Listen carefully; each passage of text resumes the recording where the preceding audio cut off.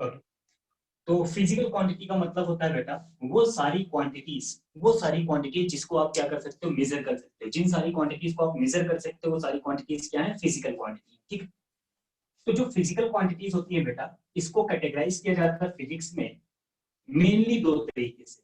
एक होता है बेटा स्केलर और एक होता है वेक्टर। कैसे? जैसे मान लो, अगर आपको आपके पास एक पार्टिकल है और आपसे बोला जाए कि what is the mass of that particle, और आपको बता दिया गया कि इसका मास कितना है बेटा, 5 kg। ठीक है, हमने सिर्फ क्या बताया आपको, एक ऑब्जेक्ट है उसका मास क्या है, 5 kg, और आपको उसकी इंफॉर्मेशन मिल गई। जो भी हम आपको बताना चाहते थे वो आपको पता चल गया। ठीक है ना? अगर मैं आपसे बोलूं कि एक कंटेनर लो, उस कंटेनर में 2 लीटर ऑफ मिल्क पहले से ही है और उसमें 1 मीटर ऑफ मिल्क आप और पोर कर दो। ठीक है, 2 लीटर तो पहले से ही था, 1 लीटर और डाल दो, टोटल कितना हो गया बेटा, 3 लीटर हो गया। आप उसमें चाहे ऊपर से मिल्क को डालो, चाहे साइड से होल बना करके वहां से डालो। अगर आपने 1 लीटर और पोर कर दिया तो टोटल कितना हो जाएगा बेटा, 3 लीटर हो जाएगा। ठीक है, वॉल्यूम हो गया, मास हो गया। इन सब चीजों के लिए आपको नॉर्मल अलजेब्रिक मेथड यूज करना पड़ रहा है टोटल निकालने के लिए। लेकिन कुछ ऐसी क्वांटिटीज होती हैं जिनको ऐड करने के लिए आपको सिर्फ मैग्नीट्यूड ही नहीं बल्कि कुछ और भी चाहिए होता है। ठीक है, जैसे मैं फोर्स की बात करूं, मान लो आप किसी ऑब्जेक्ट को पुश कर रहे हो 20 न्यूटन के फोर्स से, आपका कोई फ्रेंड आ जाए दूसरे तरफ से, वो पुश करने लगे अपोजिट डायरेक्शन में 10 न्यूटन के फोर्स से, तो अलजेब्रा क्या बोलता है, टोटल फोर्स कितना हुआ, 30। लेकिन नहीं, ऐसा नहीं होता है। टोटल नेट फोर्स कितना होगा बेटा, 10। 20 से आप पुश कर रहे हो, 10 से वो पुश कर रहा है, तो ओवरऑल क्या हुआ, अपोजिट डायरेक्शन है तो क्या हुआ, सब्ट्रैक्ट हो गया। मतलब ये है कि हमें दो तरह की क्वांटिटीज मिलने वाली है। एक क्वांटिटी जिसमें आप मैथमेटिकल ऑपरेशन को नॉर्मली परफॉर्म कर सकते हो, जो कि आपने अरिथमेटिक में पढ़ा हुआ है। लेकिन एक ऐसी क्वांटिटी होती है जिसमें आप नॉर्मल अरिथमेटिक यूज नहीं कर पाओगे। You can not use normal arithmetic, आपको उसके लिए एक अलग से मैथमेटिक्स पढ़ना पड़ेगा। ठीक है, तो वो क्वांटिटीज होती है बेटा क्या, वेक्टर। तो स्केलर के लिए एक चीज हो गई कि अगर हम आपको सिर्फ मैग्नीट्यूड बता दें, अगर हम सिर्फ मैग्नीट्यूड बता दें तो आपको उस क्वांटिटी की इंफॉर्मेशन मिल जाएगी कि हम किस चीज की बात कर रहे हैं, वो आपको समझ में आ जाएगा। लेकिन जब हम वेक्टर की बात करें, जैसे मान लो अगर मैं बोलूं कि एक कार मूव कर रही है, तो उसकी पूरी मोशन को, उसके पूरे मोशन को डिफाइन करने के लिए आपको क्या करना पड़ेगा, दो क्वेश्चन आपके दिमाग में आएंगे। पहला, how fast car is moving. दूसरा, in which direction car is moving. ठीक है ना? मतलब आपको यहाँ पर मैग्नीट्यूड के साथ साथ क्या चाहिए बेटा, डायरेक्शन भी चाहिए। तो ऐसी क्वांटिटीज को हम वेक्टर क्वांटिटी में रख सकते हैं। ध्यान देना, मैंने बोला रख सकते हैं, मैंने ये नहीं बोला कि मैग्नीट्यूड भी आ गया और डायरेक्शन भी आ गया तो वेक्टर हो ही जाएगा, नहीं। अभी तक आपने यही पढ़ा होगा कि वेक्टर क्वांटिटीज वो क्वांटिटी होती हैं जिसमें मैग्नीट्यूड और डायरेक्शन दोनों होता है। लेकिन ऐसा नहीं, सिर्फ मैग्नीट्यूड और डायरेक्शन के हो जाने से वो क्वांटिटी वेक्टर क्वांटिटी नहीं होती। ठीक है, magnitude plus direction and plus one more thing must follow vector law of addition.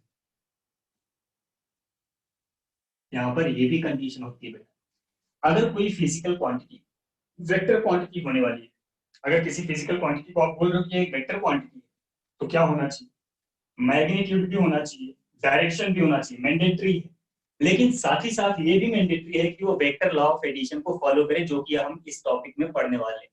ठीक है ना? वो सब हम यहाँ पर सीखेंगे कि वेक्टर को ऐड कैसे करते हैं, सब्ट्रैक्ट कैसे करते हैं, मल्टीप्लाई कैसे करते हैं, वो सारी बातें हम करेंगे। लेकिन अगर कोई क्वांटिटी फिजिकल क्वांटिटी है तो मैग्नीट्यूड, डायरेक्शन और उसके साथ साथ वेक्टर लॉ ऑफ एडिशन, ये तीनों चीजें फुलफिल होनी चाहिए, तब जाकर वो वेक्टर क्वांटिटी होगा। अब जैसे मैं बोल रहा हूँ कि मैग्नीट्यूड डायरेक्शन हो जाए तो वेक्टर नहीं होता।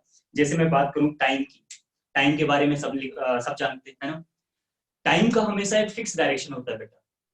टाइम हमेशा एक फिक्स डायरेक्शन में चलता है, पास्ट, प्रेजेंट, फ्यूचर। ठीक है ना? तो टाइम के पास भी डायरेक्शन है, टाइम के पास भी मैग्नीट्यूड है, बट वो वेक्टर क्वांटिटी नहीं है। ठीक है ना?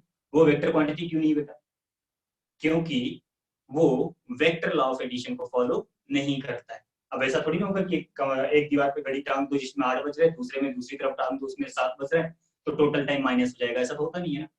टाइम हमेशा एक पर्टिकुलर डायरेक्शन में चलता है और वो हमेशा अल्जेब्रिक मेथड से यूज होता है, ऐड होता है। ठीक है ना? तो इस तरह की क्वांटिटी वेक्टर क्वांटिटी नहीं होगी। जिसमें सिर्फ मैग्नीट्यूड डायरेक्शन होगा वो वेक्टर नहीं होगा, बल्कि वेक्टर वो होगा जिसमें मैग्नीट्यूड भी हो, डायरेक्शन भी हो और वेक्टर लॉ ऑफ एडिशन को फॉलो भी करता। ठीक है? Excuse me sir. हाँ बेटा बोलो। सर प्रेशर भी इसी रीजन रीजन की वजह से नहीं होता है वेक्टर। हाँ बेटा बिल्कुल, प्रेशर भी इसी रीजन की वजह से वेक्टर नहीं होता, क्योंकि वो वेक्टर लॉ ऑफ एडिशन को फॉलो नहीं करता है, वो डायरेक्टली अलजेब्रिक मेथड को फॉलो करता है। Okay sir. ठीक है, आगे बात समझ में। तो अगर आपसे कोई पूछेगा कि what are the vector quantities, तो आप क्या बताओगे बेटा? Vector quantities are those quantities which has magnitude, direction as well as it must follow the vector law of addition. Clear, बात समझ में आ गई? Yes sir. ठीक, तो this is called the vector quantity. आप इसकी डेफिनेशन चाहो तो लिख सकते हो। तो मैंने डिस्टिंग्विश कर दिया यहाँ पर कि स्केलर क्या है और वेक्टर क्या है, और हमारा जो टॉपिक है वो क्या है बेटा? वेक्टर है, कॉमा वेक्टर के बारे में ही डिटेल में डिस्कशन करने वाला है।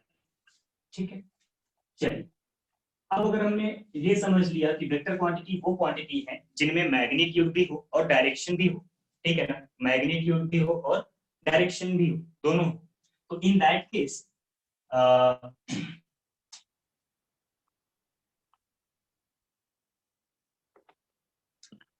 हमें यहाँ पर ये सीखना है कि जो वेक्टर है उसको ऐड कैसे करेंगे, लेकिन ऐड करने से पहले यहाँ पर कुछ बातें हम लोग करेंगे। सबसे पहले रिप्रेजेंटेशन, वेक्टर को रिप्रेजेंट कैसे किया जाएगा, रिप्रेजेंटेशन ऑफ वेक्टर, और फिर टाइप्स ऑफ वेक्टर। ये दो बातें और करने के बाद हम लोग इसके मैथमेटिक्स पर आएंगे। रिप्रेजेंटेशन, अगर कोई सर ठीक है, सर अगर आपको sir, sir sir scalar quantity negative हो सकती है?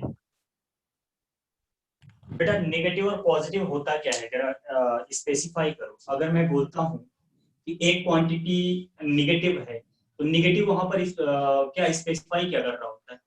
सर मैं hmm, sir direction. Sir direction. Sir में तो नेगेटिव मैग्नीट्यूड करेगा okay, represent. Sir negative negative हो गया तो नेगेटिव क्या इंडिकेट करता है? एक मैंने बोला +5 मीटर, एक मैंने बोला -5 metre. What is the difference between them? Sir -5 metre होगा मतलब ऑपोजिट डायरेक्शन में, और +5 मीटर मतलब उसी डायरेक्शन।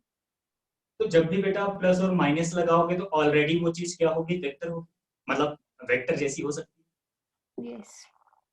है, राइट? समझ आ रही बात? सर स्केलर क्वांटिटी में सिर्फ मैग्नीट्यूड होता है बेटा, इसलिए वहां पर प्लस और माइनस का कोई फर्क ही नहीं पड़ता है। ठीक है ना? Sir time vector law of addition follow क्यों नहीं करता? कौन? टाइम? बेटा एक्चुअली मैंने आपको केवल दो क्वांटिटी यहाँ पर बताया, एक स्केलर एक वेक्टर। उसके साथ साथ एक और क्वांटिटी होती है टेंसर। तो जो टेंसर क्वांटिटी होती है बेटा उसमें सिर्फ मैग्नीट्यूड और डायरेक्शन होता है। टाइम टेंसर क्वांटिटी है, इसलिए वो क्या करता है, मतलब हमने कैटेगराइज किया यहाँ पर। जब आप फिजिक्स का इनिशियल पढ़ोगे, अभी आप आगे जब जब मेन आपका फिजिक्स स्टार्ट होगा, वहां पर आपको बताया जाएगा कि कैसे कैटेगराइज किया जाता है, फिजिक्स की स्टडी स्टार्ट कैसे की जाती है। तो हमारे पास कई सारी मेजरेबल क्वांटिटीज मिल जाती है। तो हमने क्या ऑब्जर्व किया प्रैक्टिकली, क्योंकि जो फिजिक्स फिजिक्स की डेफिनेशन एक्चुअली पता है आपको? What is the definition of physics? Science of natural things. Science of natural things, that's it. So Greek word physika. Physics का मतलब होता है बेटा to study the natural phenomena. हमारे नेचर में जो फेनोमेनन हो रहे हैं उनको स्टडी करना। अब स्टडी कैसे करते हैं? ऑब्जर्व करना। ठीक है, पहले हम उस फेनोमेनन को ऑब्जर्व करते हैं, ऑब्जर्व करके उसमें कोई एक पैटर्न ढूंढेंगे, पैटर्न मिल जाएगा हमें, फिर उस पैटर्न में कुछ अपना मैथमेटिकल रूल वगैरह लगा करके कोई एक कंसेप्ट बनाएंगे, फिर उस कंसेप्ट को उसी के जैसे किसी और फिनोमिनन में अप्लाई करेंगे। वो वहां भी अप्लाई हो रहा है, वहां भी अप्लाई हो रहा है, रूल बन गया। हर जगह अप्लाई हो रहा है, लॉ बन गया। रूल और लॉ में डिफरेंस होता है, आप जानते होगे ना। रूल का मतलब जो एक पर्टिकुलर प्लेस पर वैलिड होता है, लॉ मतलब जो हर जगह वैलिड होता है। ठीक है ना? जैसे इंडिया का कॉन्स्टिट्यूशन इंडिया के लिए लॉ है, लेकिन वर्ल्ड के अकॉर्डिंग वो क्या है? इंडिया में एक रूल है। ठीक है बेटा? तो इस तरह से जब आप किसी फिनोमेनन को स्टडी करते हो तो आपको अलग अलग फिजिकल क्वांटिटीज मिल जाती है। अब जब वो फिजिकल क्वांटिटीज आपको मिलेंगी, तो जो प्रैक्टिकली आपका ऑब्जर्वेशन है उसमें कौन सी मैथमेटिक्स फिक्स हो रही है? कुछ ऐसे होते हैं जो नॉर्मल अरिथमेटिक को फॉलो करते हैं, कुछ होते हैं जो फॉलो नहीं करते। ठीक है ना? उसके अकॉर्डिंग हमने उसको कैटेगराइज किया। ये प्रैक्टिकली हमने इसको कैटेगराइज किया बेटा। स्केलर मतलब जो नॉर्मल अरिथमेटिक को फॉलो कर रहा है और उसमें कोई डायरेक्शन नहीं। ठीक है, मैग्नीट्यूड भी है, डायरेक्शन भी है, लेकिन अगर वो स्केलर अलजेब्रिक मेथड को फॉलो कर रहा है तो उसको हमने टेंसर में डाल दिया। अगर स्केलर मैग्नीट्यूड भी है, डायरेक्शन भी है, और साथ ही साथ वेक्टर लॉ ऑफ एडिशन को फॉलो कर रहा है, तो उसको हमने क्या किया बेटा, वेक्टर में डाल दिया। तो वो कैटेगराइजेशन स्टार्टिंग से ही हो जाता है, बेसिक से ही हो जाता है, ठीक है ना।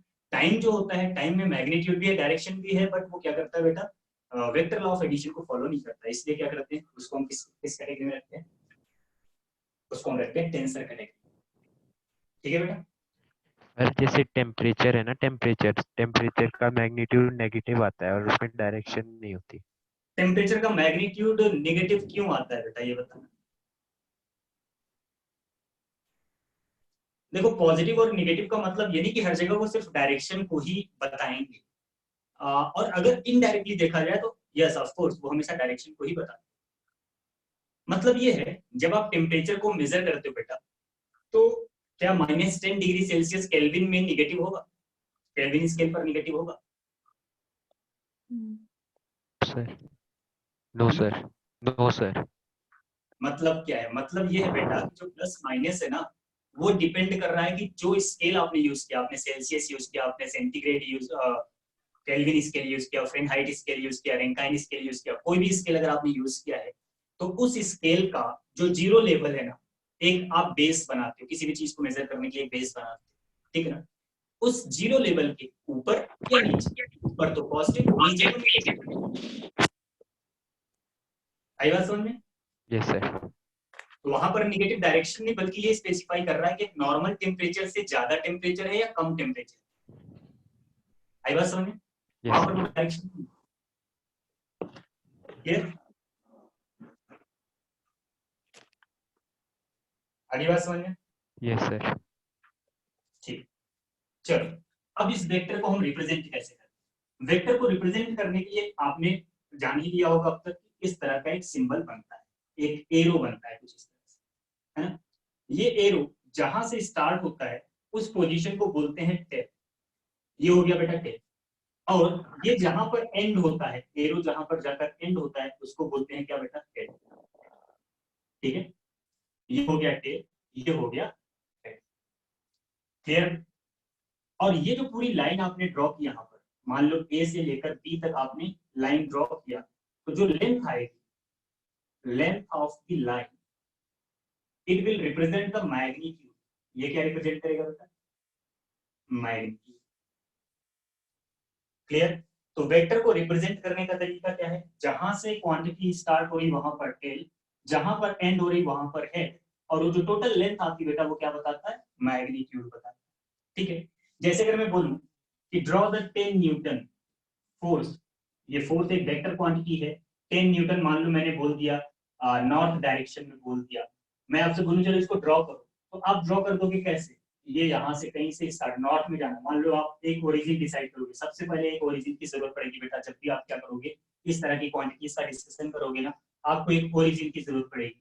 आपने एक ओरिजिन बनाया बेटा, इस ओरिजिन से आप कहाँ चले गए, ऊपर को, नॉर्थ होता है ऊपर को चले गए, ठीक है ना। अब आपकी मर्जी, आप चाहे 10 सेंटीमीटर की लाइन खींच दो, चाहे 5 सेंटीमीटर की खींच दो, चाहे 1 सेंटीमीटर की खींच दो।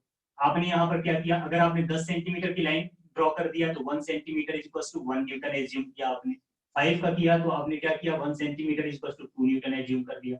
इस तरह से कोई भी एक स्केल लेकर के आप क्या करोगे बेटा, उसको इस तरह से ड्रॉ कर दोगे, ठीक है ना। आप इस तरह से ड्रॉ करोगे ये, तो ये जहां से आपने स्टार्ट किया, this is called the tail, और जहां पर ये एंड हुआ बेटा ये हो गया हेड, ठीक है ना। अब ये टेल से हेड की तरफ जाने पर आपको पता चलता है कि वेक्टर का डायरेक्शन क्या है। जब आप टेल से हेड की तरफ मूव करते हो तब आपको पता चलता है कि what is the direction of vector. बोलो बात समझ में आई? Yes sir. तो इस एरो में काफी कुछ बातें छिपी थी। क्या छिपा था बेटा, अगर मैंने ये एरो लिया, ठीक है ना, ये तो मैंने आपको ज्योमेट्रिकली कैसे रिप्रेजेंट करते ये बता दिया, इसका मतलब क्या होता है। अब नॉर्मली हम इसकी बात करें, क्योंकि हर जगह हम स्केल लेके थोड़ी ना घूमेंगे, तो ये देखो बेटा हमारे पास क्या है, ये सिंबल है, इस सिंबल के दो पार्ट हैं, एक लाइन है और एक एरो है। ये जो लाइन है बेटा ये बताता है मैग्नीट्यूड को, और ये जो एरो है बेटा ये बताता है डायरेक्शन, ठीक है बेटा। तो मैग्नीट्यूड प्लस डायरेक्शन ये दोनों मिल करके क्या बना दिए बेटा, वेक्टर। तो this is the representation of the vector. Arrow का मतलब क्या होता है आपको समझ में आ गया होगा, यस सर। ठीक है। नाउ इन सम बुक्स, कुछ बुक्स में आप वेक्टर को बोल्ड लेटर में देखोगे, जो क्वांटिटी वेक्टर होगी ना उसको थोड़ा सा बोल्ड लेटर बना देंगे इस तरह से। अगर थोड़ा सा बोल्ड लेटर में लिख दिया मतलब क्या है बेटा, वेक्टर। लाइट लिखा हुआ है तो वेक्टर नहीं, कुछ बुक्स में ऐसा भी होता है, बट मेनली हम लोग क्या यूज करेंगे, हम लोग ये यूज करेंगे, ठीक है, एरो। आगे बात समझ में, तो एक वेक्टर को रिप्रेजेंट करने के लिए एक एरो यूज करते हैं, और उस एरो में टेल का मतलब क्या है, हेड का मतलब क्या है, उस लाइन का मतलब क्या है, एरो का मतलब क्या है, ये आपको समझ में आ गया। Got it? कोई दिक्कत नहीं यहाँ पर, क्या ना? चलो अब बेटा देखो, एक और चीज होती है यहाँ पर, ये एक तो इस तरह से आपने रिप्रेजेंट कर दिया, दूसरा हम डायरेक्शन की बात कर रहे हैं। एक तो आपने डायरेक्शन इस तरह से बनाया, एरो बना करके दिखा दिया, दूसरा क्या होता है बेटा, हम मैथमेटिक्स का यूज करते हैं और हम पता लगाते हैं एंगल क्या है, एंगल क्या है, ठीक है ना। उस सिचुएशन में कैसे करते हैं वो भी देख लेते हैं। मतलब डायरेक्शन का मतलब ये नहीं कि हमेशा आपको नॉर्थ ईस्ट साउथ वेस्ट ऐसे लिखना है, नहीं, हमेशा ऐसे नहीं लिखना होता बेटा, ठीक है। मोस्टली आगे चल के आप क्या करोगे, जब आपसे डायरेक्शन पूछा जाएगा ना, किसी भी क्वेश्चन में आपसे बोला जाएगा what is the direction of the physical quantity, तो आपके पास हमेशा एक रेफरेंस लाइन होगी, क्योंकि जब कभी भी आप वेक्टर की स्टडी करोगे आपको एक कोऑर्डिनेट की जरूरत पड़ेगी, कोऑर्डिनेट सिस्टम की, एक ओरिजिन चाहिए होगा, एक लाइन चाहिए होगी, रेफरेंस लाइन। अब मान लो कोई फोर्स है, कुछ इस तरह से एक्ट कर रहा है, हमने ऐसे एरो बना दिया बेटा, इस तरह से एक्ट कर रहा है, तो अगर आपसे बोला जाए व्हाट इज द डायरेक्शन, अगर आपको पता है, आपको पता है ये नॉर्थ होता है, ये साउथ होता है, ये वेस्ट होता है, ये ईस्ट होता है, तो आपको देख करके लग रहा है था ये नॉर्थ ईस्ट टाइप का कुछ लग रहा है, लेकिन हमेशा ये करेक्ट नहीं होगा। अगर सिर्फ नॉर्थ ईस्ट आपने लिख दिया, इसका मतलब आप बात कर रहे हो कि 45 डिग्री, इसका मतलब आप बात कर रहे हो क्या 45। अगर आपने सिर्फ नॉर्थ ईस्ट लिखा है, मतलब क्या है बेटा 45। अगर मैंने यहाँ पर बोला 30 डिग्री, ठीक है, तब आप इसको कैसे लिखोगे बेटा, तब आप इसको लिखोगे 30 degree north of east, east direction के 30 डिग्री नॉर्थ में। This is the complete representation. ये अंडरस्टैंडिंग आपकी प्रॉपर होनी चाहिए बेटा, तो बहुत सारे क्वेश्चन में ऐसे ऑप्शंस गिवन होते हैं, ठीक है ना, तो ये अंडरस्टैंडिंग आपकी प्रॉपर होनी चाहिए, ठीक है। अगर मैंने एरो ऐसे बनाया हुआ है और आपको इसको लिखना है, तो आपको एंगल स्पेसिफाई करना बहुत जरूरी है। जो हमारी रेफरेंस लाइन है, उस रेफरेंस लाइन से, जैसे यहाँ पर हमारा ईस्ट वाला लाइन जो है वो रेफरेंस लाइन है, तो मैंने क्या लिखा बेटा 30 डिग्री नॉर्थ ऑफ ईस्ट, या फिर इसी सेम चीज को आप क्या लिख सकते हो बेटा 60 डिग्री ईस्ट ऑफ नॉर्थ। दोनों का मतलब शायद आपको समझ में आ रहा हो, यस सर। ठीक है। 30 डिग्री नॉर्थ ऑफ ईस्ट मतलब ईस्ट के नॉर्थ पे, ईस्ट ऑफ नॉर्थ मतलब नॉर्थ के ईस्ट पे, ठीक है। तो इस तरह से आप इसको लिखोगे, तो मतलब अगर आगे चल के न्यूमेरिकल्स में आपसे पूछा जाए find out the magnitude and direction, it means that आपको सिर्फ क्या फाइंड आउट करना है बेटा, आपको सिर्फ और सिर्फ निकालना है एंगल, नथिंग एल्स, ठीक है। क्या निकालना आपको, hope that it is clear how to represent the vector and what is the meaning of the direction. Clear है बेटा? Yes sir. Yes, sir. और हमारी क्लास के कुछ साइलेंट फीचर्स लोग, कोई कुछ ना समझ में आया तो बोल देना। हर क्लास में साइलेंटली बैठे रहते तो पता नहीं क्या हुआ क्या नहीं हुआ, सामने भी नहीं लोग हम समझ पाए, आपकी आंखों में देख के कि आपको समझ आया कि नहीं आया। शर्माना मत बेटा, बोल देना, ठीक है ना। ज्यादा कुछ नहीं होगा, कितने लोग हैं 29 लोग हैं, उसी के उन्हीं लोग बीच में थोड़ी सी इंसल्ट होगी और क्या होगा, थोड़ा सा हंस लेंगे लोग। चलो ये तो हो गया रिप्रेजेंटेशन। अब इसके बाद हम करते हैं बेटा टाइप्स, कितने तरह के वेक्टर होते हैं, ठीक है, टाइप्स ऑफ वेक्टर। तो अगर हम टाइप्स ऑफ वेक्टर की बात करें, तो सबसे पहले हम यहाँ पर आपको कुछ बेसिकली बातें बताएंगे, बहुत सारे वेक्टर्स होंगे, तो हम यहाँ पर लिखेंगे सबसे पहले को इनिशियल वेक्टर। किसी ने सुना इसके बारे में? सर शायद जिनकी सर स्टार्टिंग जिसका सेम होती है, हाँ टेल टेल जुड़ी हुई होती है। Okay, the vectors with same origin, वो सारे वेक्टर जिनका ओरिजिन क्या हो बेटा सेम, वो सब क्या हुए को इनिशियल, ठीक है। सेकंड बेटा को टर्मिनेटिंग वेक्टर, को टर्मिनेटिंग वेक्टर, तो अब आपको नाम से ही समझ में आ रहा होगा, vectors having same ending point, right. वो सारे वेक्टर जिनका एंडिंग पॉइंट क्या हो बेटा सेम हो, वो सब क्या होंगे को टर्मिनेटिंग होंगे, ठीक है। Next coplanar vector. Coplanar vectors क्या होते हैं बेटा? सो जो सेम प्लेन पे होते हैं। Yes, vectors lying on same plane, ठीक है ना, वो होंगे कोप्लेनर। जैसे इस बोर्ड के ऊपर मैं जो भी वेक्टर ड्रॉ करूंगा सारे कोप्लेनर होंगे, लेकिन अगर एक वेक्टर मैंने इस बोर्ड पर ड्रॉ कर दिया, दूसरा सामने वाली दीवार पे ड्रॉ कर दिया, तो वो कोप्लेनर नहीं होंगे बेटा, ठीक है ना। तो कोप्लेनर मतलब वो सारे वेक्टर जो एक ही प्लेन पे लाई कर रहे हैं। को इनिशियल कोऑर्डिनेटिंग कोप्लेनर, बिकॉज आगे चल के हम क्या करेंगे, सीधे आपसे इतना बोलेंगे कि बेटा ये दोनों वेक्टर को इनिशियल है, ये दोनों कोऑर्डिनेटिंग है, तो आपको इसका मतलब पता होना चाहिए। चलो नेक्स्ट बताओ बेटा, what is the meaning of the parallel vectors? Parallel vectors मतलब क्या हुआ बेटा? जिनका in एंगल the- सेम होता है। हाँ sir बेटा, in same direction. same direction, right? The vectors having same direction, doesn't matter what is the magnitude, ठीक है ना। जैसे एक वेक्टर मैंने ऐसे बनाया, एक वेक्टर ऐसे बनाया, एक वेक्टर ऐसे बना दिए, तीनों के तीनों क्या है बेटा? पैरेलल वेक्टर, क्योंकि तीनों का direction same. I am not talking about the magnitude. If I am saying that the vectors are parallel, it means that their direction are same. Okay, excuse me तो बेटा सो हम इसको ऐसे भी बोल सकते हैं ना कि जिन वेक्टर्स का एंगल सेम है वो पैरेलल वेक्टर्स है। एंगल सेम है विद रेफरेंस लाइन। सो अगर एंगल मेजर करोगे तो किसी न किसी लाइन के रिस्पेक्ट में मेजर करोगे ना। Yes sir. तो अगर So- रेफरेंस लाइन के रिस्पेक्ट, हाँ, सो 180 डिग्री लाइन के उससे मेजर करें अगर एंटी क्लॉकवाइज तो। नो नो नो, और ज्यादा एक्यूरेटली अगर आपको समझना है, इसको कंफ्यूज हो जाओगे नहीं तो। अभी आगे जब और टाइप हम बताएंगे तो आप कंफ्यूज हो जाओगे, मैंने की मान ली। आप इतना बोलो, दो वेक्टर अगर दोनों के बीच में एंगल 0 है तो पैरेलल, ओके सर। ठीक है। दो Yes, वेक्टर sir. अगर दोनों के बीच में एंगल 0 है तो क्या हो गया बेटा? सर इनको पैरेलल कोइनिशियल वेक्टर। भी बोल सकते हैं अगर शिफ्ट कर दिया वेक्टर। मतलब एक के ऊपर एक बना दिया आपने ऐसे। सर अगर शिफ्ट कर दिया टेल और एंडिंग को, सॉरी कोर इनिशियल नहीं, मतलब टेल और एंडिंग पॉइंट को जोड़ दिया अगर। मतलब कैसे जोड़ दिया? इसको उठा के इसके ऊपर रखोगे तभी तो जुड़ेगा। जैसे यहाँ पर देखो तीन वेक्टर है बेटा, ये दो एरो मैंने यहाँ पर दिखाया, एक मेन एरो ये, तो देयर आर 3 वेक्टर्स ना। इस केस में यहाँ पर तीनों वेक्टर क्या है बेटा? पैरेलल भी हैं और को इनिशियल भी है, ठीक है ना। अब इसी में से मान लो हमने एक वेक्टर को थोड़ा ऊपर शिफ्ट कर दिया, एक वेक्टर ऐसे बनाया, एक वेक्टर को ऐसे बना दिया, एक वेक्टर को ऐसे बना दिया, तो को इनिशियल तो है लेकिन पैरेलल नहीं। Okay sir. आई बात समझ में? Yes sir sir. हाँ बेटा बोलो। सर अगर सर इन वेक्टर से डायरेक्शन चेंज कर देना हाँ, तो पैरेलल तो सर तब भी रहेंगे ना सर ये। डायरेक्शन चेंज कर दे मतलब?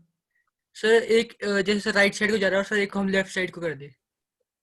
नहीं बेटा नहीं, उसको बोलते हैं एंटी पैरेलल।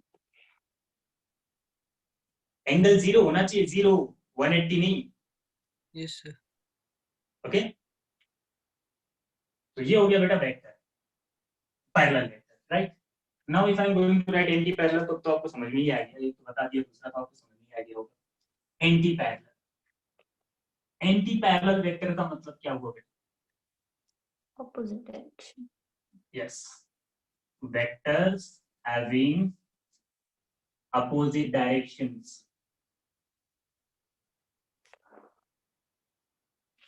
Okay, next है equal vectors. What are the equal vector बेटा? सो जिनका डायरेक्शन और मैग्नीट्यूड सेम होता है। बिल्कुल, तो आप लिखोगे those parallel vectors which has same magnitude. वो सारे पैरेलल वेक्टर जिनका मैग्नीट्यूड क्या हो बेटा? सेम हो, that is called equal vector, ठीक है। वो सारे पैरेलल वेक्टर जिनका मैग्नीट्यूड सेम हो उसको हम बोलेंगे इक्वल वेक्टर, ठीक है। चलो अगला बताओ, और भी कुछ होता है क्या? बिल्कुल यार, हम वेक्टर मैथमेटिक्स पढ़ने वाले हैं तो हमें गिनती पहाड़ा भी तो आना चाहिए ना बेटा। जीरो वेक्टर क्या होता है?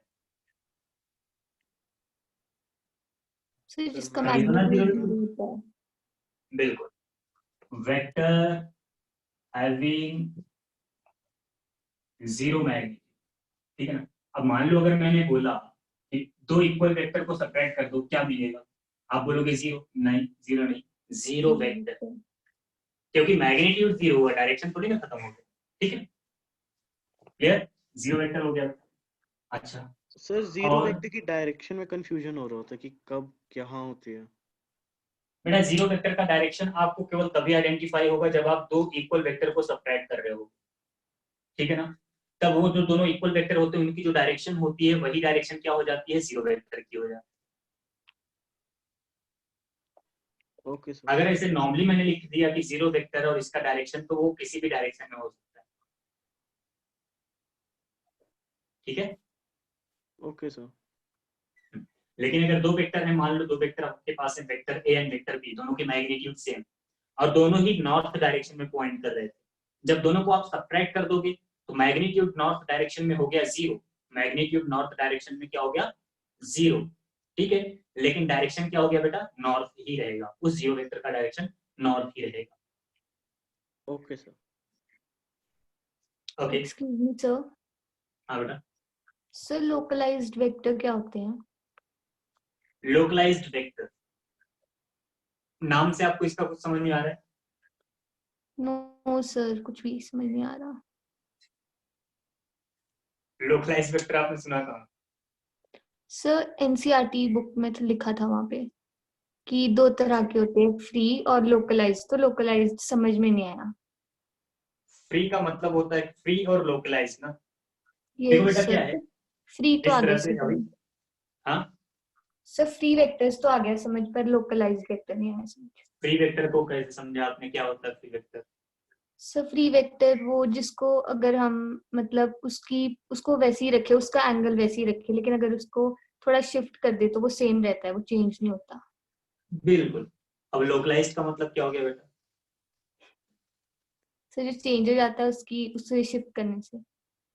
मतलब ये हुआ, सीधा सा कॉमन सा पॉइंट निकल करके आता है क्या, मतलब ये हो गया बेटा, जो फ्री वेक्टर होते हैं उनके मोर देन वन ओरिजिन हो सकते हैं, लेकिन लोकलाइज्ड वेक्टर का केवल एक, सिर्फ एक ओरिजिन होगा।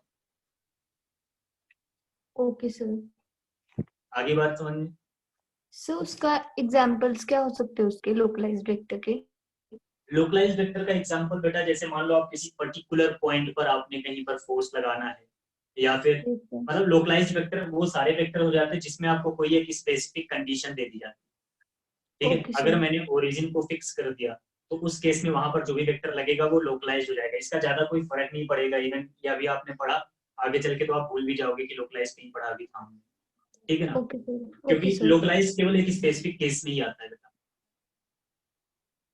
जब तक क्वेश्चन में कंडीशंस नहीं प्रोवाइडेड होंगी तब तक वो लोकलाइज्ड नहीं, फ्री वेक्टर ही रहेगा, ठीक है। Yes sir. तो हमने क्या क्या पढ़ लिया, कोई इनिशियल कोऑर्डिनेट, को planar, parallel, anti parallel, equal. अब इक्वल मतलब अनइक्वल तो आप समझ ही जाओगे, ठीक है ना। पैरेलल वेक्टर लेकिन अलग अलग मैग्नीट्यूड। जीरो वेक्टर हो गया बेटा, एक और यूनिट वेक्टर। अब ये जो है ये छोटी मोटी चीज नहीं, यूनिट वेक्टर बेटा ये बहुत बड़ी चीज है। अभी मैं आपको सिर्फ इतना ही बताऊंगा इसका डेफिनेशन क्या है, आगे इसके ऊपर पूरा का पूरा एक 10 से 15 मिनट का लेक्चर हो जाएगा, ठीक है। यूनिट वेक्टर का मतलब क्या होता है बेटा, वेक्टर्स हैविंग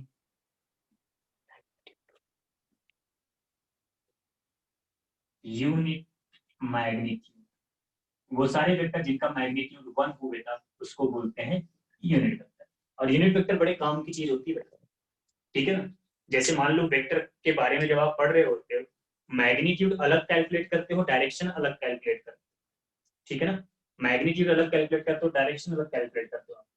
तो अगर मान लो आपने मैग्नीट्यूड कैलकुलेट कर लिया है और आप चाहते हो उसको वेक्टर बनाया जाए, तो वेक्टर बनाने का बड़ा सिंपल सा तरीका होता है कि जो मैग्नीट्यूड कैलकुलेट किया उस मैग्नीट्यूड में यूनिट वेक्टर से मल्टीप्लाई कर दो, वो वेक्टर हो जाएगा, ठीक है। आगे मैं इसके बारे में डिटेल में आपको समझाऊंगा। सर ये बेटा सर एंटी पैरेलल वेक्टर्स भी अनइक्वल वेक्टर्स में आते हैं। एंटी पैरेलल वेक्टर भी बिल्कुल अनइक्वल वेक्टर में आ जाएंगे, क्योंकि इक्वल वेक्टर वो तभी होगा जब वो पैरेलल होगा और मैग्नीट्यूड भी सेम होगा। अगर मैग्नीट्यूड सेम है but they are anti parallel, अगर मैग्नीट्यूड सेम है but they are anti parallel, in that case also they will not be equal vector. Okay, ठीक है। अच्छा, आपको Yes, ये sir. नहीं दिख रही ना? कोई समस्या हो तो बता देना। स्टार्टिंग में मैंने लाइट बढ़ाया था लेकिन मेरी इमेज आ रही थी बोर्ड पे, इस वजह से मैंने, चलो बोलो बेटा, ये सारी बातें टाइप्स आपको समझ में आ गया क्या? Yes, sir. यस ओके, तो अब आपको ये समझ में आ गया कि what are the vectors, vector होते क्या हैं, वेक्टर को रिप्रेजेंट कैसे करना है, और वेक्टर्स के टाइप क्या है। मतलब वो सारे कीवर्ड्स हमने यहाँ पर समझ लिए जो कीवर्ड्स आगे चलकर हम लोग यूज करेंगे। ठीक, अब यहाँ पर हमारा जो मेन मुद्दा है, मेन इस चैप्टर को पढ़ने का हमारा पर्पस है वो ये है कि how to add and subtract and multiply and divide the vectors. ठीक है, कैसे हम इसको ऐड, सब्ट्रैक्ट, मल्टीप्लाई या डिवाइड करेंगे। तो आज हम लोग सीखेंगे एडिशन। ठीक है, addition of two vectors, addition of two vectors, दो वेक्टर को ऐड कैसे करेंगे। रिप्रेजेंट करना तो मैंने आपको बता दिया। सबसे पहले मैं यहाँ पर बात करूंगा ट्रायंगल लॉ की। ठीक है, कई सारे मेथड है, 2-3 मेथड है इसके। हम सबसे पहले यहाँ पर ट्रायंगल लॉ की बात करेंगे बेटा, कि ट्रायंगल लॉ के अकॉर्डिंग हम उसको ऐड कैसे करेंगे।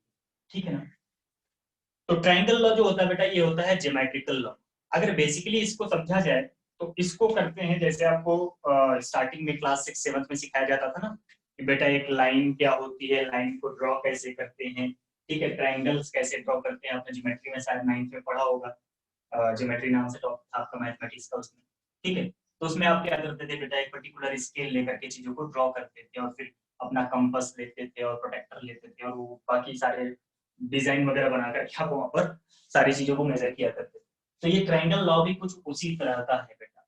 ठीक है, एक्चुअल में अगर ट्रायंगल लॉ को डिटेल में आपको समझना है ना, तो इन दैट केस आपको क्या करना पड़ेगा, इन दैट केस आपको यही करना होगा कि आप पहले एक पर्टिकुलर स्केल लेकर एक वेक्टर को ड्रॉ करो, फिर दूसरे वेक्टर को ड्रॉ करो, फिर उसके बाद पहले वेक्टर के हेड से दूसरे वेक्टर के टेल को ज्वाइन करके मेजर कर लो, आपको आंसर मिल जाएगा। ये होता है ट्रायंगल लॉ। बट हमें वो नहीं करना क्योंकि वो हम स्केल लेकर के बैठेंगे नहीं, आगे हमारे हमसे इसके बारे में कुछ पूछा नहीं जाएगा। बस केवल इतना समझेंगे कि ट्रायंगल लॉ का मतलब क्या है।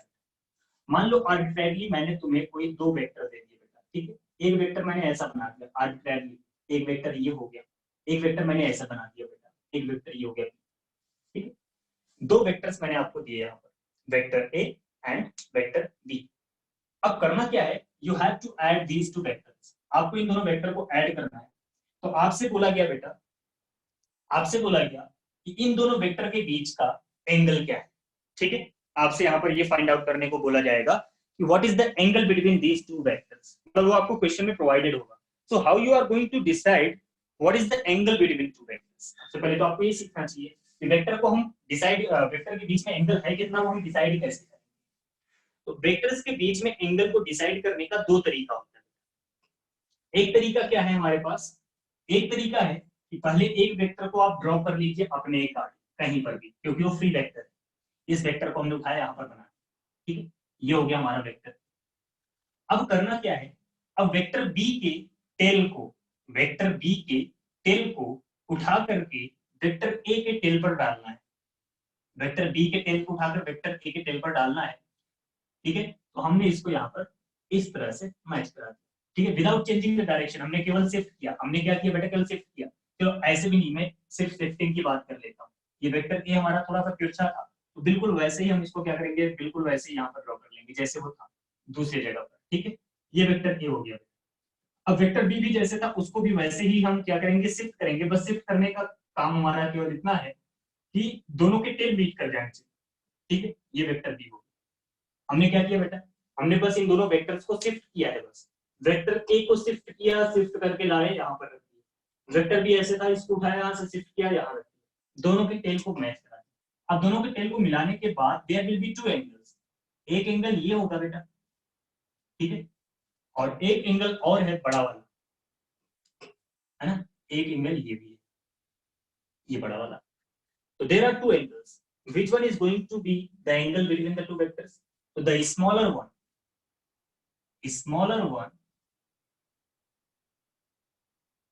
will be angle between two vectors.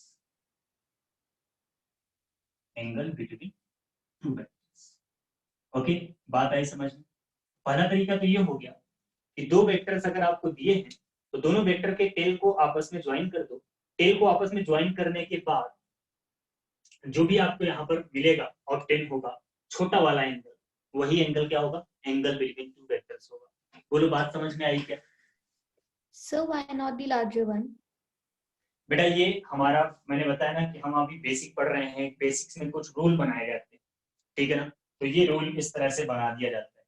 मतलब कुछ क्वेश्चन आपके ऐसे होते हैं जैसे y किलोग्राम इज किलोग्राम, तो no one is going to define it, ठीक है ना? हमने एक रूल बना दिया, जैसे आपका IUPAC का नाम तो अभी तक आप सुन ही चुके होंगे केमिस्ट्री अगर आप पढ़ रहे हो तो, है ना? तो IUPAC ये गाइडलाइन दे देता है कि इसको हम हाइड्रोजन बोलेंगे तो बोलेंगे, इसको पता नहीं और क्या क्या बताते हैं ना, भूल गया मैं तो सब कुछ, ठीक है ना? तो वो जो गाइडलाइंस उन्होंने दिया है उसी के अकॉर्डिंग आप क्या करते हो, केमिस्ट्री का नॉमेनक्लेचर पढ़ते हो। वैसे ही फिजिक्स का भी अपना एसोसिएशन है, उस एसोसिएशन में हमने जो जो चीजें एज्यूम कर ली कि इसको ऐसा मानेंगे, वही सारा वर्ड फॉलो करता है, ठीक है? ठीक है सर। कोई और कुछ बोल रहा था क्या? ओके, अब बेटा देखो दूसरा मेथड क्या है। दूसरा मेथड ये है, इसको मैं यही बना रहने देता हूँ। वेक्टर ए ऐसे है, अब वेक्टर बी को उठाओ और वेक्टर बी के टेल को वेक्टर ए के हेड पर ले आओ। दूसरा तरीका बेटा, ठीक है? वेक्टर बी को हमने without changing the magnitude and direction, ये ध्यान रहे जब भी आप वेक्टर्स को शिफ्ट करते हो ना, तो आपको वेक्टर के मैग्नीट्यूड और डायरेक्शन दोनों को ही नहीं बदलना है। तो आपने इसको उठाया और यहाँ पर पुट कर दिया बेटा, वेक्टर ए के ऊपर पुट कर दिया, मतलब वेक्टर ए के हेड पर वेक्टर बी का टेल मीट करना, ठीक है ना बेटा? अब क्या करो, अब वेक्टर ए को आगे बढ़ाओ, किस डायरेक्शन में एक्सपेंड करोगे वेक्टर ए को बेटा? उसी डायरेक्शन में जिस डायरेक्शन में, मतलब उसी जिस डायरेक्शन में ये था उसी डायरेक्शन में इसको आगे थोड़ा सा एक्सपेंड करो आप। हम इसको थोड़ा सा एक्सपेंड करेंगे। तो again you are going to get the true, ये थोड़ा सा सीधा है, वो आपको पिक्चर दिख गया,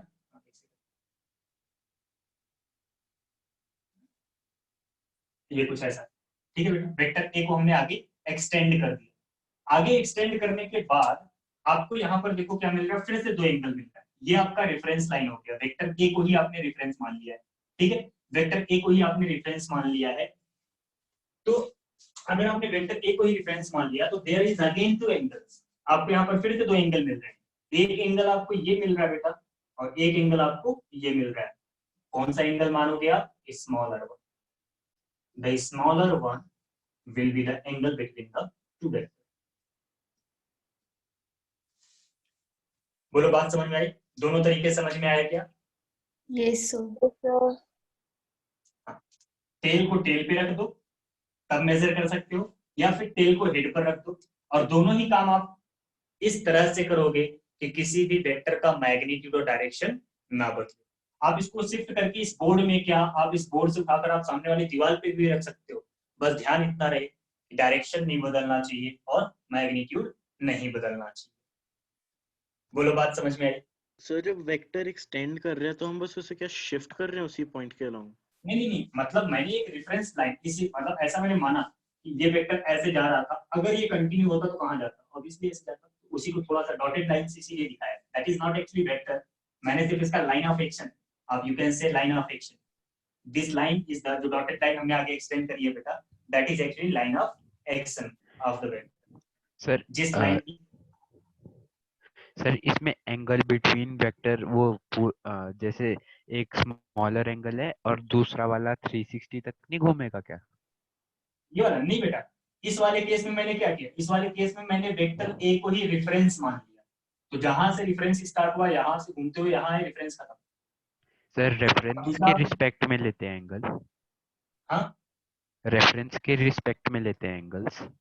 बिल्कुल बिल्कुल, मैंने शुरू में बताया कि जब आपको वेक्टर का डिस्कशन करना होगा तो इन दैट केस आपको क्या चाहिए होगा बेटा? इन दैट केस आपको एक ओरिजिन की जरूरत तो पड़ेगी हमेशा, क्योंकि डायरेक्शन आप किसी पर्टिकुलर पॉइंट के रिस्पेक्ट में ही बताओगे। मैं आपसे बोलूं कि आपको नॉर्थ में जाना है तो 1 2 3 देखी होगी आपने, है ना? इसीलिए स्पेसिफाई करना जरूरी है। 1 2 3 देखिए कि नहीं सर, मेरा लेफ्ट या उसका लेफ्ट। तो डायरेक्शन बताने के लिए हमेशा एक रेफरेंस की जरूरत हमेशा पड़ेगी बेटा, ठीक है? किसके रिस्पेक्ट, क्लियर है? Yes yes sir. ठीक। तो अब हम बता रहे थे आपको एडिशन के बारे में। ओह, आपने टाइम ज्यादा हो गया बेटा, कितना टाइम हो गया जरा बताना। Sir 4 o'clock। अच्छा 4 o'clock हुआ है, चलो ठीक है, सॉरी मेरे दिमाग से पड़ गया, मतलब ये हमारा टॉपिक हो सकता है, ठीक है। तो अब देखो ऐड कैसे करेंगे बेटा दो वेक्टर को, ठीक है? एंगल तो आपने स्पेसिफाई कर लिया, ठीक है ना, कि कैसे हम दो वेक्टर के बीच का एंगल मेजर करते हैं।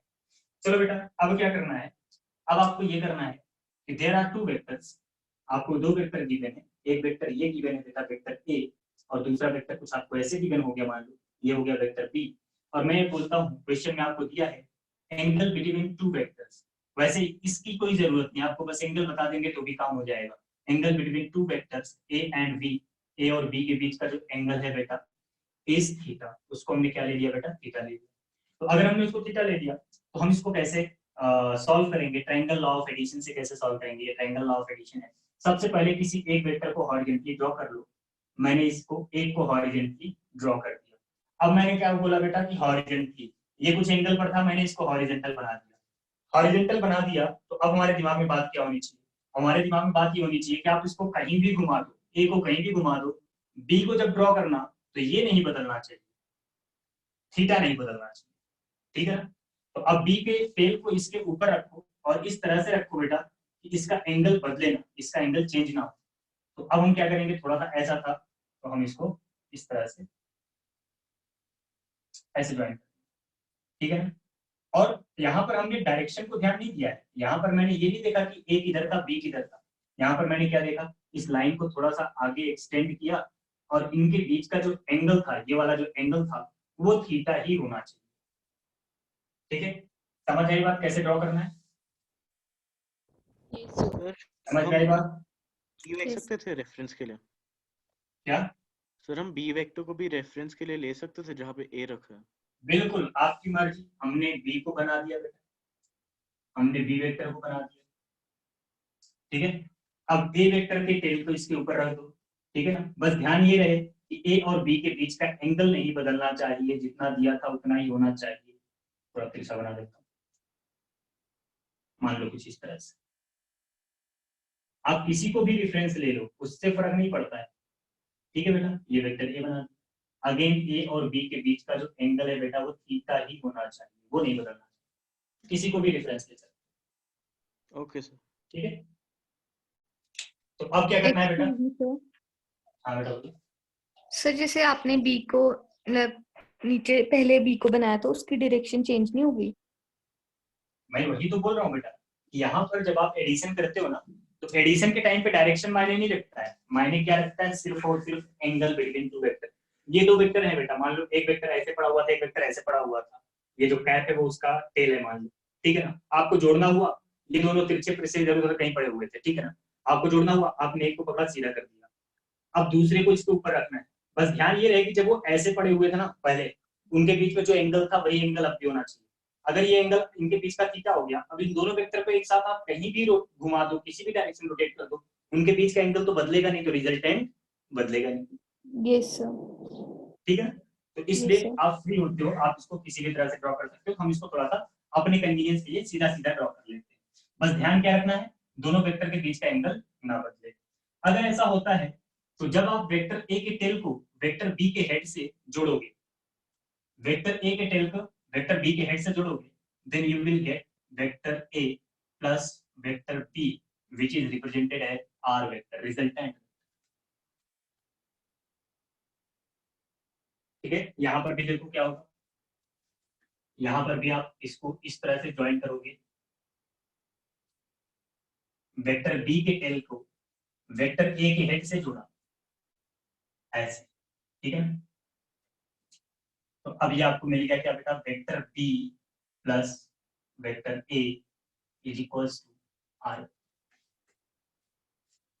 तो अगर आपको कभी कोई ट्रायंगल मिल जाए बेटा तो इस बात का ध्यान रखना कि जिन दो वेक्टर के हेड और टेल आपस में ऐड हो रहे हैं, मतलब जुड़ रहे हैं, जैसे यहाँ पर देखो ए का हेड और बी का टेल मीट कर रहा है, तो ए और बी का समेशन तीसरे के बराबर होगा, प्रोवाइडेड, कंडीशन क्या है, जो तीसरा वाला वेक्टर है वो ए के टेल से बी के हेड की तरफ जाना चाहिए। ठीक है, आई बात समझ में? यस तो कभी भी ऐसा डायग्राम अगर आपको दिया होगा तो आपको यहाँ पर ये आइडेंटिफाई करना होगा कि जो रिजल्टेंट वेक्टर आएगा उसको वेक्टर ए प्लस वेक्टर बी कैसे लिखेंगे। ठीक है ना, तो उसके लिए आपको ये काम करना पड़ेगा बेटा कि किसका हेड किसके टेल के साथ मैच कर रहा है, उन दोनों को ऐड करके तीसरे के बराबर कर दें। ठीक है, तो ट्रायंगल लॉ आपको समझ में आया? अब देखो यहाँ पर एक किसी एक वेक्टर को रेफरेंस मानने से एक फायदा और भी होता है बेटा। आपने वेक्टर ए को रेफरेंस माना था, यह आपको मिल गया थीटा, ठीक है बेटा, ये आपको मिल गया थीटा। अब जब आप रिजल्टेंट का डायरेक्शन निकालोगे, डायरेक्शन का मतलब क्या हुआ, एंगल हुआ, ठीक है, जब आप रिजल्टेंट का डायरेक्शन निकालोगे अगेन आपको किससे मेजर करना है बेटा, ए से ही मेजर करना है, मान लो ये अल्फा, ठीक है ना। तो जो रेफरेंस आपने माना उसी के रिस्पेक्ट में आपको रिजल्टेंट का भी एंगल बताना पड़ेगा। ए को रेफरेंस माना है तो ए से कितना एंगल हो गया, अल्फा। यहाँ बी को रेफरेंस माना था, बी से कितना एंगल हो गया, बीटा। दोनों वेक्टर सेम ही है लेकिन देखो एंगल अलग अलग बनाया मैंने, तो ये चीज ध्यान रखना, ये चीज आपके दिमाग में होनी चाहिए। ठीक है बेटा, यस सर। क्या ध्यान में होना चाहिए, मतलब ये a plus b is not going to be equal to b plus a. हाँ, मैग्नीट्यूड सेम होगा, डायरेक्शन डिफर कर सकता है। ठीक है, डिपेंड करता है कि आपने रेफरेंस किसको लिया है। ठीक है ना, ऑब्वियसली आप यहाँ पर देखो ना, रिजल्टेंट आपका ए से कितना एंगल बना रहा है, अल्फा, तो बी से कितना बना रहा है, ऑब्वियसली ये एंगल तो अलग आएगा ना, आएगा, है ना। तो जब आपने इसको क्या किया, चेंज कर दिया, बी को रेफरेंस ले दिया, तो ये अल्फा नहीं आएगा, ये क्या जाएगा बेटा, कुछ और एंगल आ जाएगा, क्योंकि रिजल्टेंट ए के साथ अलग एंगल बनाएगा, बी के साथ अलग एंगल बनाएगा। बोलो, बात समझ में आई? छोटी छोटी पॉइंट्स को आपको हमेशा ध्यान में रखना है, ये छोटे छोटे पॉइंट्स ही आपके ऑब्जेक्टिव क्वेश्चन में आते हैं। तो हम थर्ड एंगल क्या लेंगे? हाँ, क्या बेटा? सर हम थर्ड एंगल क्या लिखेंगे? थर्ड एंगल मतलब सर जो सर थीटा के साथ है। ये तो साथ साथ दिख रहा है यार।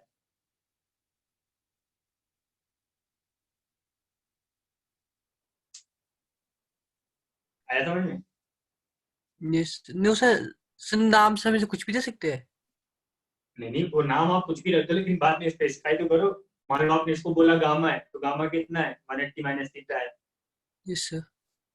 ठीक है ना, ओके। अल्फा बीटा गामा तो जानते हो कि they are the Greek letters. वैसे वेक्टर भी क्या होता है बेटा, ग्रीक वर्ड होता है। वेक्टर का मतलब होता है कैरियर। कैरियर मतलब जो किसी चीज को एक जगह से दूसरी जगह पे कैरी करता है, तो इसीलिए वेक्टर मतलब डायरेक्शन होता है। वेक्टर भी एक ग्रीक वर्ड ही है। ठीक है, सर इनके रिजल्टेंट वेक्टर्स का मैग्नीट्यूड तो इक्वल नहीं होगा। मैंने क्या बोला, मैंने बोला रिजल्टेंट वही रहेगा बेटा, लेकिन एंगल्स अलग अलग होंगे, बिकॉज एक ही रिजल्टेंट दोनों वेक्टर से बराबर एंगल थोड़ी ना बनाएगा। तो सर फिर डायरेक्शन में चेंज आ गया ना। क्या डायरेक्शन में चेंज? हाँ बिल्कुल, वही तो मैंने बोला कि a प्लस बी और b प्लस ए दोनों सेम नहीं है, मैग्नीट्यूड सेम है बट डायरेक्शन नहीं। अरे भाई, मान लो आपने एक राइट एंगल ट्रायंगल का एग्जांपल मैं लूंगा आपके सामने, मान लो ऐसा हमने एक ट्रायंगल बनाया। अब मैंने बोला कि ये 3 मीटर है, ये 4 मीटर है, तो ये एंगल कितना है, मान लो ये एंगल आ गया कितना, 53। ठीक है बेटा, ये 5 मीटर आएगा। अब मैं बोलूँ कि इसको पलट देते हैं, ऐसे कर देते हैं, 4 मीटर को यहाँ बना देते हैं, 3 मीटर को यहाँ बना देते हैं। अब जब आप इसको बनाओगे तो ये वाला एंगल बदल गया ना, अब ये 37 डिग्री आ गया, लेकिन ये तो 5 मीटर ही रहा ना।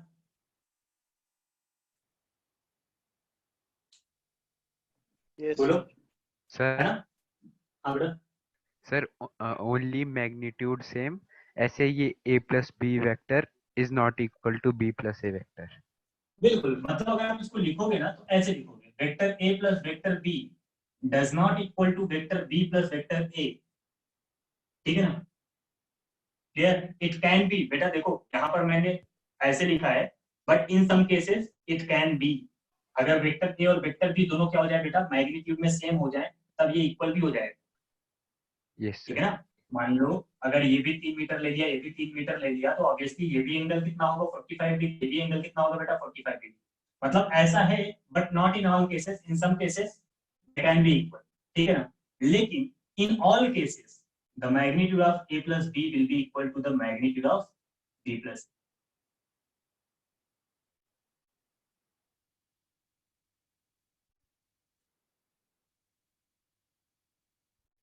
आया क्या समझ? Yes sir. यस सर, आ गया। Yes sir. तो ट्रायंगल लॉ में किसी को कुछ पूछना है? सर नहीं। अगर 3 वेक्टर्स होते हैं और सारे एक ही डायरेक्शन में चले होते हैं तो सम 0 कैसे हो जाता है सर? क्या क्या क्या 3 वेक्टर होते हैं और सर जब जैसे जो पहला डायग्राम है ए वेक्टर बी वेक्टर, अगर एक और सी वेक्टर बी के एंडिंग से बिल्कुल उस पर मैं आ रहा हूँ बेटा। अभी मैं आपसे बात कर रहा था ट्रायंगल लॉ की, इसलिए मैंने केवल 2 वेक्टर लिए। इसके बाद हम पॉलीगॉन लॉ की बात करेंगे, आप खुद ही समझ जाओगे। ठीक है। ये जो अभी ट्रायंगल लॉ बताया, इसमें आपको कुछ डाउट है, कुछ पूछना है?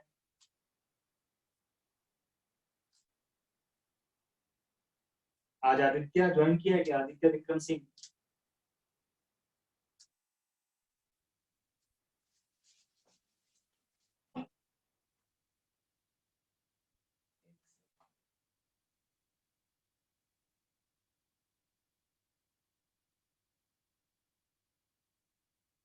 क्या बात, वो क्लास में नहीं है? बंदे ने सबसे पहले ग्रुप में मैसेज डाला था एक्स्ट्रा क्लास की टाइमिंग के। चलो ओके बेटा। तो triangle law I hope that आपको समझ में आ गया, और आपको कैसे लिखना है उसकी इक्वेशंस को ये भी समझ में आ गया होगा। ध्यान रखना किसी भी ट्रायंगल में बेटा, ए जिन दो का टेल मीट कर रहा होगा वो तीसरे के बराबर होगा, लेकिन कंडीशन ये है कि एक पॉइंट पर हेड टेल मिलना चाहिए, एक पॉइंट पर हेड हेड मिलना चाहिए, एक पॉइंट पर टेल टेल मिलना चाहिए। छोटे छोटे पॉइंट्स आपको दिमाग में बना करके रखने होंगे। ठीक है। एक पॉइंट पर हेड और टेल मिलना चाहिए, एक पॉइंट पर हेड हेड मिलना चाहिए, एक पॉइंट पर टेल टेल मिलना चाहिए। ठीक है। Yes sir. Yes sir. Okay fine. अब इसी ट्रायंगल लॉ का एक एक्सटेंडेड फॉर्म होता है पॉलीगन लॉ। पॉलीगन लॉ का मतलब क्या है बेटा? What if there are more than 2 vectors and you want to add them. ठीक है। मैंने इसके बारे में कुछ लिखवाया नहीं है, बिकॉज आप ऑलरेडी लिख चुके होगे इसके बारे में मॉर्निंग क्लासेस में, और जितना मैंने लिखा है उतना भी आप लिख लोगे तो आपको लिए सफिशिएंट होगा। और हाँ बेटा, एक और बात है, जब मैं आपको पढ़ा रहा हूँ उस टाइम पर कोई आपको नई बात पता चलती है तो आप उसको अपनी भाषा में, अपनी लैंग्वेज में लिख सकते हो, हिंदी, अंग्रेजी, संस्कृत, जिसमें भी आए। मतलब ये है कि जब आप दोबारा रिवाइज करो तो आपको पॉइंट ध्यान आ जाए। ठीक है ना। तो इस तरह से आप अपने नोट्स बनाते रहना। चलो अगली बात हम कर रहे हैं बेटा पॉलीगन लॉ की।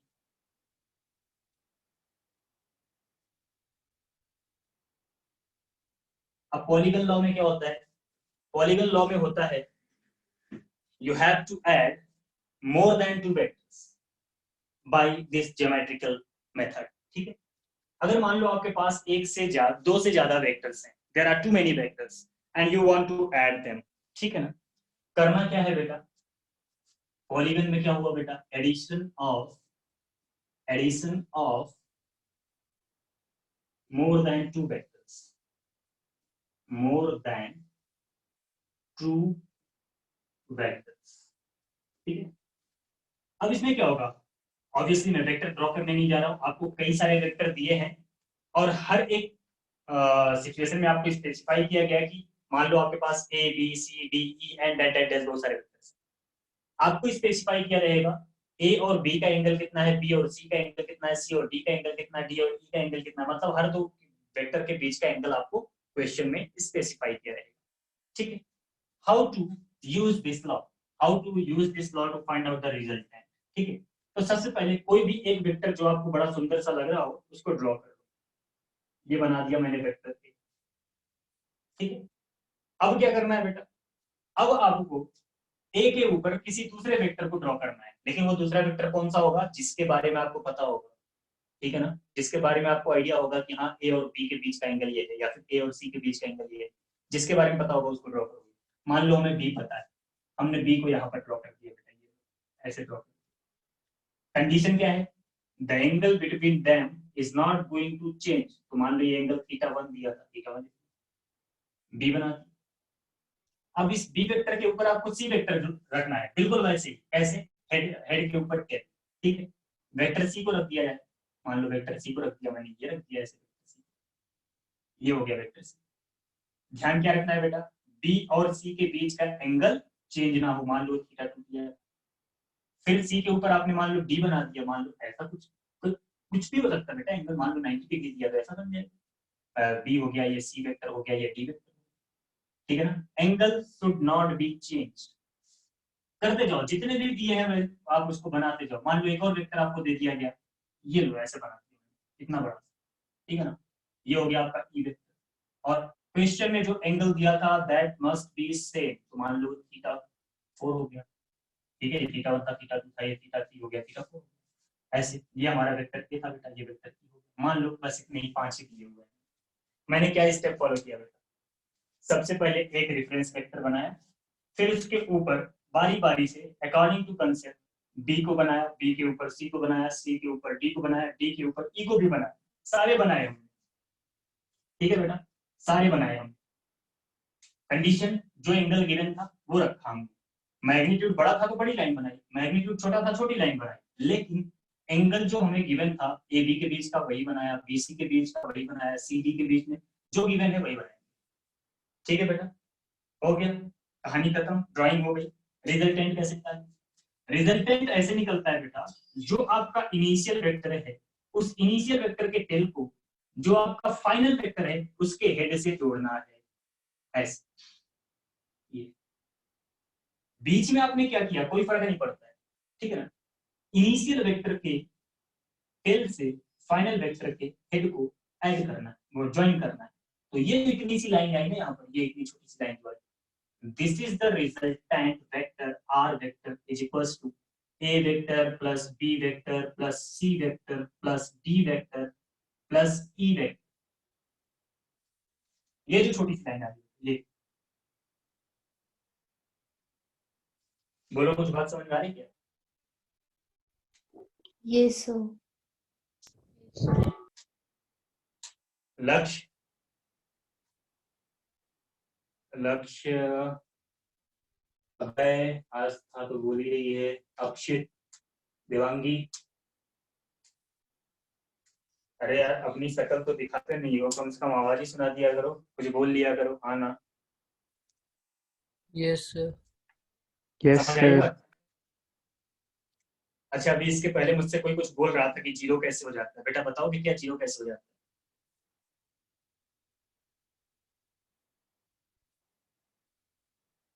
किसी ने पूछा था ना कि जीरो हो जाता है, यस सर। चलो चलो बताओ जीरो कैसे हो गया? सिर्फ बुक में था एक, मैं कंफ्यूज हो गया था। अरे बुक वाला, बुक में क्यों जा रहे हैं यार, हम तुमको पढ़ा रहे हैं, हम तुम्हारे सामने हम खड़े, तुम किताब की बात कर रहे हो।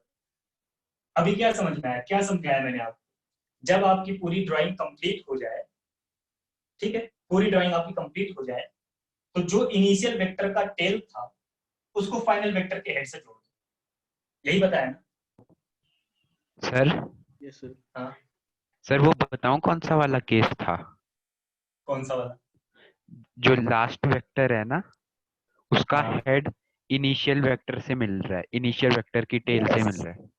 बिल्कुल करेक्ट, इसलिए हो गया था बेटा जीरो, समझ आई बात?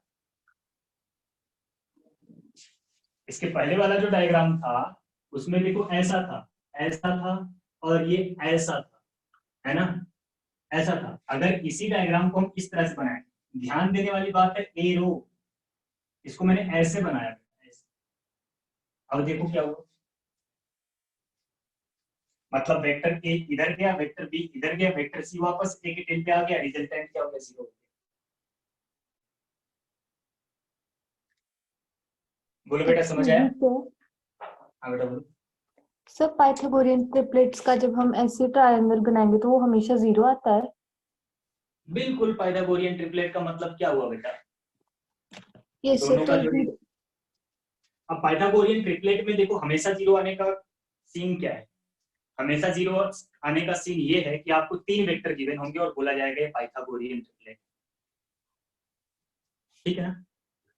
ये यस नहीं कि 2 वेक्टर आपको गिवन है और तीसरा आपने रिजल्टेंट को मान लिया, वो नहीं, 3 वेक्टर गिवन होगा आपको और आपसे बोला जाएगा पाइथागोरियन ट्रिपलेट है। एक सेकंड बेटा, मैं आज किसी का मैसेज नहीं पढ़ रहा हूँ, इस वजह से लग रहा है कम्युनिकेशन का। परीक्षित सर मतलब ए टू टेल लेना है एंगल के लिए। हाँ बेटा, वो तो आपको उस टाइम में शायद समझ में आ जाए। अगर सर 2 से ज्यादा वेक्टर हो तो बेटा एंगल हमेशा ना 2 वेक्टर के बीच में ही निकलेगा, एक टाइम पर हमेशा 2 वेक्टर के बीच में निकलेगा।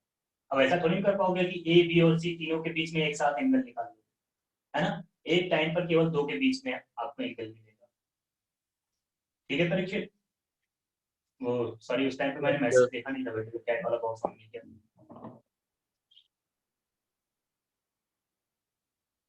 ऐसे चला गया वो डीप पर।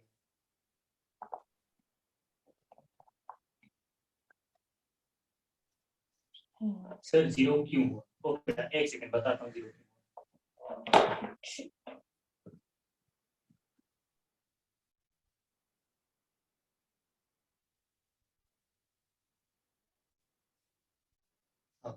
प्रेक्षित आपको समझ में आ गया होगा ना, आपको ठीक। Yes sir. ओके चलो ठीक है। एक टाइम पे बेटा केवल 2 के बीच में ये एंगल निकलेगा, 2 से ज्यादा वेक्टर गिवन हो तो भी। इस डायग्राम को देख के आपको समझ आ जाएगा। अच्छा बेटा 0 क्यों हुआ? 0 इसलिए हुआ बेटा क्योंकि आपने ड्रॉ किया एक वेक्टर, वेक्टर ए। मैंने क्या बताया था आपको, एक स्केल लेना है और एक प्रॉपर स्केलिंग के साथ आपको सारे वेक्टर्स को ड्रॉ करना है without changing the angle between them. तो आपने एक वेक्टर बनाया बेटा, ये बनाया वेक्टर ए, फिर आपने बनाया वेक्टर बी। अब आपको एक तीसरा वेक्टर भी दिया है और आपको बी और सी के बीच का कुछ ऐसा एंगल दिया हुआ है, बी और सी के बीच का आपको कुछ ऐसा एंगल दिया हुआ है कि जब आप उसको ड्रॉ करते हो, सी वाले को ड्रॉ करते हो ना, तो सी वाले का जो हेड है वो ए वाले के टेल पर आ जाए, सी वाले का जो हेड है वो ए के टेल पर आ जाए।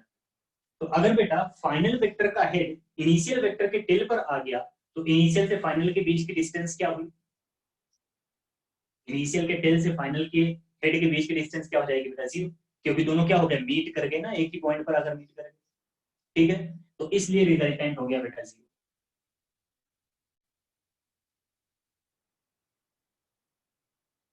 बोलो समझ आया क्या?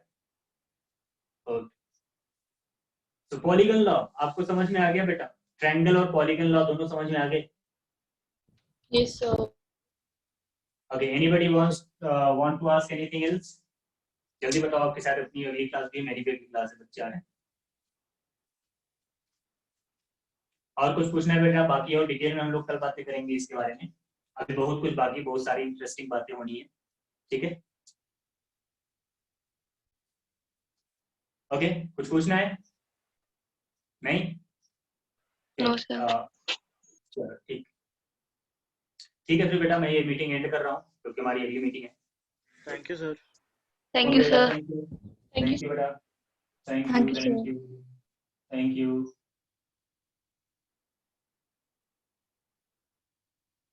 मैं मीटिंग एंड कर दीजिएगा।